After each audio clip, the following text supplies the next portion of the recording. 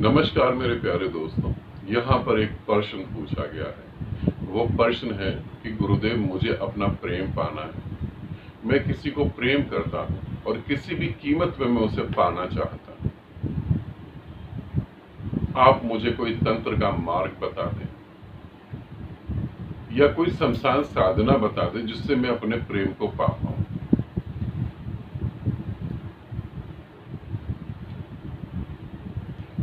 ठीक है, मैं तुम्हें मार्ग बताता हूँ, उस मार्ग को समझो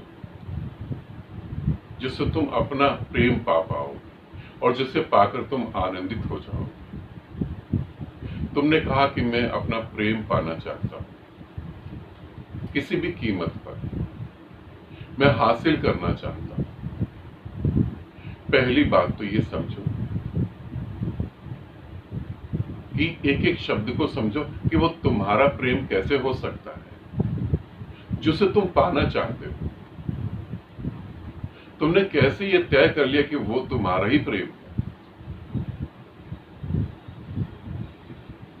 और फिर दूसरी बात, तुम यदि कुछ पाना चाहते हो, किसी व्यक्ति को, किसी स्त्री को तुम पाना चाहते हो, उसे तुम प्रेम करते हो और तुम पाना चाहते हो, और अगर तुम उसे पा भी लो तो क्या लगता है कि आनंदित हो जाओगे? क्या लगता है तुमको? तुम आनंदित होगे, खुशी के मारे पागल हो जाओगे। तुम पूरी तरह उस प्रेम को जी भी नहीं पाओगे कि तुम्हारे अंदर उसके प्रति घृणा पैदा होगी, ऊब पैदा होगी, और इस ऊब के कारण तुम दूसरी जगह प्रेम ढूंढना चालू कर दो। इस पृथ्वी पर जितनी भी प्रेम की कहानियां हैं, जितनी भी, वो सारी की सारी अधूरे प्रेम की कहानी है। पूर्ण प्रेम की तो कोई कहानी है नहीं। तुमने मीराबाई को देखा, सुना होगा। यदि ठीक कृष्ण होते और मीरा से शादी कर लेते और शादी करके 4-5 बच्चे भी हो जाते, तो तुम क्या सोचते हो कि ये तुम्हारे को कभी किताबों में पढ़ने को मिलता? बिल्कुल नहीं मिलता। तुमने राधा कृष्ण के प्रेम के बारे में सुना? अधूरा था, इसलिए तुमने उसे सुना। हीर रांझा के बारे में सुना, अधूरा था इसलिए तुमने सुना। और ये सुनने के बाद तुम सोचते हो कि प्रेम को पा ही लेना है, और जब पा ही लेंगे तो बस तब दूसरी तलाश चालू होगी।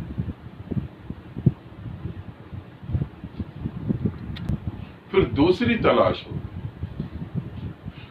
तुमने कभी रुक्मणी और कृष्ण, जो कि कृष्ण की पत्नी थी, जिससे कृष्ण ने बच्चों को जन्म दिया था, तुमने कभी कृष्ण और रुक्मणी के प्रेम की कहानियां सुनी कहीं पर? किसी धार्मिक ग्रंथ में सुनी? नहीं सुनी, क्योंकि पूर्ण हो चुका है। कृष्ण ने रुक्मणी से शादी करी, रुक्मणी ने कृष्ण से शादी करी, बात खत्म हो गई। अब प्रेम जैसा कुछ है नहीं वहां पर। बच्चे पैदा हो गए। बच्चे कब पैदा हो जाते हैं? जब अब दोनों में कुछ रहा नहीं। क्यों हम बच्चे पैदा करते हैं? यदि हम एक दूसरे के साथ इतना प्रेमपूर्ण हो और उसी प्रेम को जीने की इच्छा हो, तो हम कभी नहीं चाहते कि हमारे प्रेम में कोई बाधा उत्पन्न हो। तुम यदि अपने प्रेमी के साथ, प्रेमिका के साथ बैठे हो, तो किसी कीमत पर तुम नहीं चाहोगे कि बाधा उत्पन्न हो जाए। तुम्हें यह ख्याल है कि जिसे मैं प्रेम कर रहा हूं या जिसे मैं प्रेम कर रही हूं, क्या भरोसा अगली सांस आ पाए या ना आ पाए, फिर मैं किसी को बीच में क्यों आने दूं? फिर कोई बाधा क्यों उत्पन्न करूं? मैं अपने प्रेम में पूरी तरह डूब जाऊं, उसे पूरी तरह जी लूं। मगर तुमने सुना कृष्ण और रुक्मणी के प्रेम कथाएं? नहीं सुनी, क्योंकि वो पूरी हो गई। अब बात आगे की। और जब तुम कहते हो कि मेरे को अपना प्रेम पाना है किसी भी कीमत पे, इसका मतलब क्या है? इसका मतलब है कि अहंकार बोल रहा है कि मैं किसी भी कीमत पे उसे पाना चाहता हूं, कीमत चाहे कुछ भी चुकानी हो। और तुम्हें पता है, तुमने सोशल मीडिया देखा, फेसबुक, इंस्टाग्राम, यूट्यूब, इन पर तुमने देखा लोगों की रील्स होती हैं, लोगों के वीडियो होते हैं, लोगों की अच्छी अच्छी फोटो होती है। तुम्हें क्या लगता है ये सब लोग ऐसा अच्छा जीवन जी रहे होते हैं? ये सारा का सारा झूठ दिखा रहे होते, ये ऐसा बता रहे होते कि हमें ऐसा जीना है, ये नहीं कह रहे कि हम जी रहे हैं। ये बस ऐसा हमें जीना है, क्योंकि तुम ऐसा जीना चाहते हो इसलिए वो दिखा रहे कि देखो हम ऐसा जी रहे हैं। है वो झूठ पूरा। हस्बैंड वाइफ एक साथ इकट्ठे होकर किसी शादी में सेल्फी खींच के फेसबुक पे डालते हैं कि देखो हम कितने सुखी। सच में अगर हस्बैंड वाइफ सुखी होते तो ये तो सोच ही नहीं पैदा होती कि हम पब्लिक को भी दिखाएं। कभी कोई ऐसा होता है कि वो बहुत गहरे प्रेम में है और उसका प्रेमी प्रेमिका उसके साथ है, उसे ऐसा लगता है कि पब्लिक को बता दूं मैं ये बात? उसे लगता है ये तो झंझट है। एकांत में कहीं चुपचाप बैठकर बस हम मजे में एक दूसरे में डूबे। फिर सोशल मीडिया पे जो दिखाया जा रहा है क्या वो सच में सत्य है? वो पूरी तरह से झूठ है।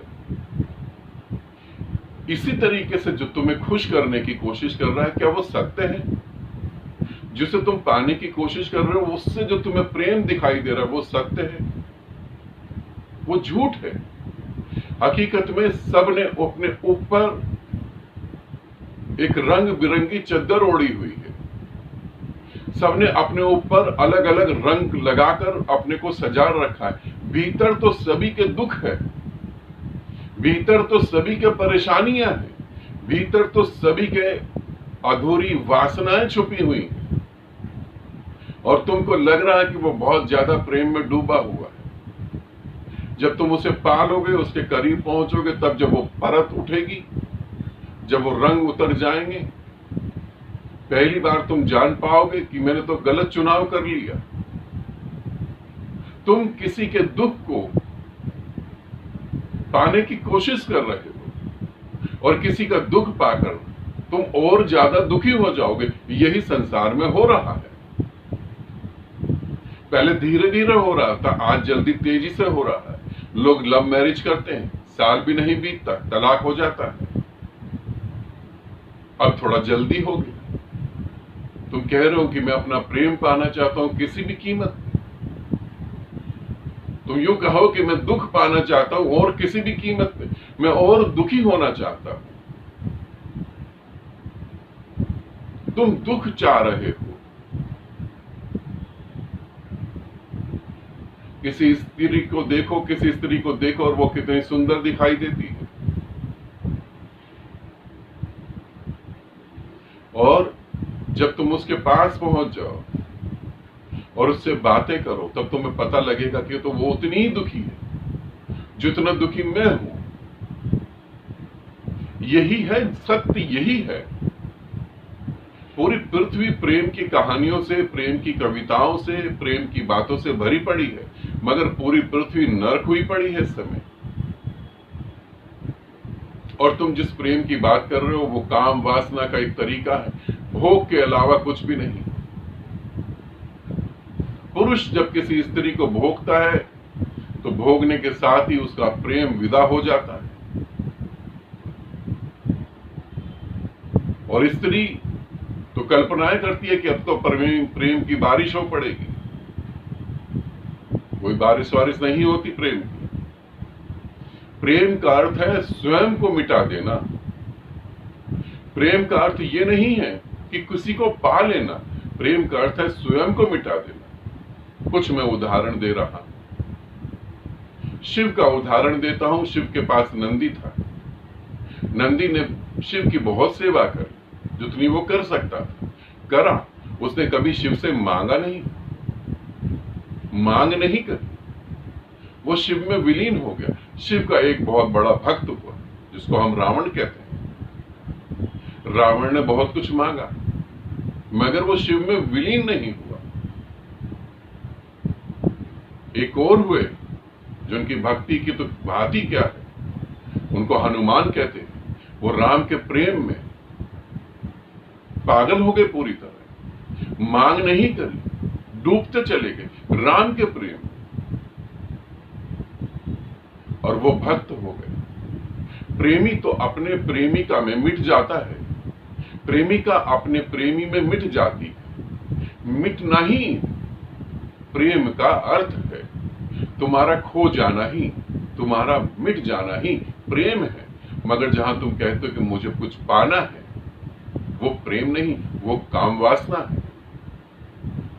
और काम वासना, काम केंद्र पे बैठकर तुम ये बातें नहीं समझ सकते, क्योंकि वो तो अलग ही बात हो गई, वो तो अलग ही दुनिया हो गई। प्रेम का अर्थ है मेरा अस्तित्व मिटा दे और मैं तुझ में विलीन हो जाऊं। यही है। जिस चीज को तुम पाना चाहते हो वो नर्क है। वो दूसरे के दुख और तकलीफ को तुम अपने कंधों पर रखना चाहते हो। यूं समझो कि तुम्हारे पास, तुम्हारे कंधे पर तुम्हारे दुख रखे हुए हैं, तुम्हारी पीड़ा रखी है, तुम्हारा मानसिक तनाव रखा हुआ है, तुम्हारी स्वयं की जिम्मेवारियां रखी हैं, तुम्हारा कंधा झुका जा रहा है। अब अचानक कि तुमने दूसरे की भी ये सारी बातें अपने कंधे पर रख ली, अब बोझा बहुत ज्यादा हो गया है। अब इस बोझे को तुम कब तक ढोओगे? कब तक इसे ढोओगे? कुछ समय बाद तुम इस बोझे को उतार के फेंकोगे, और जब इस बोझे को उतार के फेंकोगे तो जो तुम्हारा साथी है वो बहुत जोर के चिल्लाएगा कि ये क्या कर दिया तुमने? अरे तुमने ही तो वादे करे थे ना कि चांद तारे तोड़ के लाऊंगा, ये कर दूंगा, वो कर दूंगा। अब कहां गए चांद तारे? यही सत्य घटित हो रहा है। हम प्रेम के नाम पर सिर्फ वासना की डिमांड कर रहे हैं कि मुझे चाहिए, मगर ध्यान से तो देखो, तुम दुख मांग रहे हो, तुम पीड़ा मांग रहे हो। अपने दुख से तो तुम मुक्त नहीं हो पाए, दूसरे का दुख और मांग रहे हो। नहीं, प्रेम जो तुम कह रहे हो, मैं उसमें तुम्हारा कोई सहयोग नहीं कर सकता। बहुत सारे गुरु हैं जो वशीकरण, तंत्र मंत्र, बाबा बंगाली और पता नहीं क्या क्या है, उनसे तो मिल सकते हो। वो जब तुम्हारी जेब से अच्छा खासा पैसा ठग लेंगे और भाग जाएंगे तब तुमको पता लग जाएगा, तब तुम जानोगे। और वो फिर तुमको छोड़ेंगे नहीं, वो तुमको ऐसी उलझन में फंसा देंगे, होगा तो कुछ भी नहीं, मगर अब तुम डरे डरे फिरोगे कि बाबा बंगाली की बात नहीं मानी तो क्या करेगा वो। अब तुम उसके परमानेंट ग्राहक हो गए, अब तुम उसके परमानेंट कस्टमर हो गए। हर महीने तुम कुछ ना कुछ चढ़ाते रहोगे, फायदा कुछ नहीं होगा। और ऐसे चक्करों में आदमी पागल हो जाता है। ऐसे चक्करों में लोग अपनी इज्जत तक लुटा देते हैं। तो जो तुम मांग रहे हो, मैं उसमें तुम्हारी मदद नहीं कर सकता। ठीक है, आनंदित रहें, सदा खुश रहें। बहुत बहुत प्रेम आप सभी को।